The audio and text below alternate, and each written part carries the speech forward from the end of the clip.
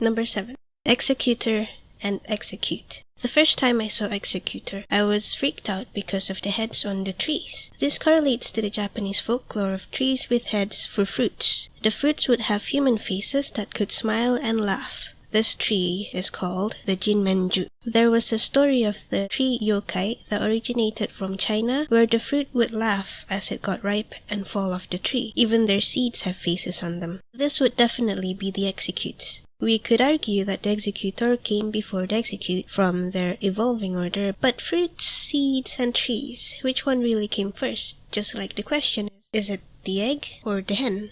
Number 6. Dusclops and Dusknoir. If you look closely at these two, they look like the old Japanese lanterns called the Chochin. Most inanimate objects with a lifespan of 100 years or more would come to life and be classified as a tsukumogami. Thus, the two look like a Chochin Obake. They are lanterns that came to life with one eye and usually a mouth with its tongue sticking out, just frightening people. Number 5. Whiscash. They closely resemble the Namazu from the Pokédex entry. As a result of causing tremors by thrashing about, it developed the ability to foretell real earthquakes. This corresponds to the legend of the Namazu, who is a giant catfish that can cause earthquakes. He lives in the mud and would cause earthquakes when it thrashes about, just like the Pokédex entry that was said earlier. It is believed that the origin of the Namazu came from observing the sudden activities of catfish when an earthquake is about to happen. People from ancient times believed that there must be a giant catfish that was suddenly active and was making all the tremors. Number 4. Gastly. This Pokemon is just a floating head surrounded by smoke. It is quite similar to will-o-wisps, but more specifically resembles the Sogen-bi in Japanese folklore. A Sogen-bi is a fireball yokai that is just a man's head surrounded by flames that flies in the sky at night. The story of the Sogen-bi is that a long time ago, there was a monk named Sogen. He was a wicked monk who would steal money from the offerings to the gods. He managed to do this for years and eventually dies of old age, but because of his sins, he was then cursed to be a flying head on fire.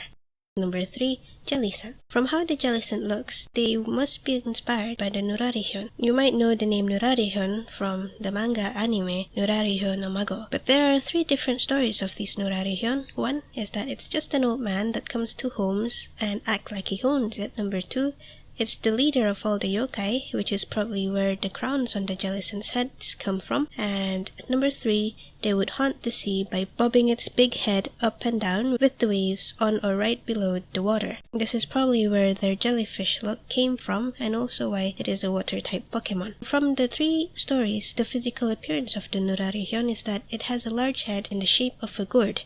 Looking at him again, I think the Nurarihyon looks like an alien. Number 2. Slowbro and Slowking. These Pokemon look like a hippopotamus found a giant shell and decided to wear it because it feels good. But the one yokai that it could originate from is the Sazaeoni, which is translated to turban shell ogre. Now the Sazaeoni is a shape-shifting yokai, usually shape-shifting to the form of a beautiful woman and would pretend to be drowning in the sea. There's one legend where it was rescued by pirates while in woman form. That night, all the pirates in the ship had their way with her, but she had hers as well by biting off their testicles. By the end of the night, she had all of the pirates' testicles, and desperately, wanting their Kintama back, they gave all their treasure to the Sazaeoni. Number 1. Froslass. They are women lost in snowy mountains as said in the Pokédex. Legends in snowy regions say that a woman who was lost on an icy mountain was reborn as Froslass. Almost the same like a Yuki Onna, but rather than being lost, they live in the snowy mountain passes and would prey on people who got lost in the snowstorm. Their appearance are closely inspired as they are both beautiful, both female, and has pure white skin and piercing eyes. Legends of the Yuki Onna mostly involve the Yuki Onna falling in love with a man and get married with said man. But throughout the marriage, the man would start getting suspicious of whether she is a yokai or human. The man should have just shut up and take it as it is that they got lucky getting a beautiful wife who looked young forever, but that's rarely the case. In short, the marriages always end bad when you marry a Yuki Onna.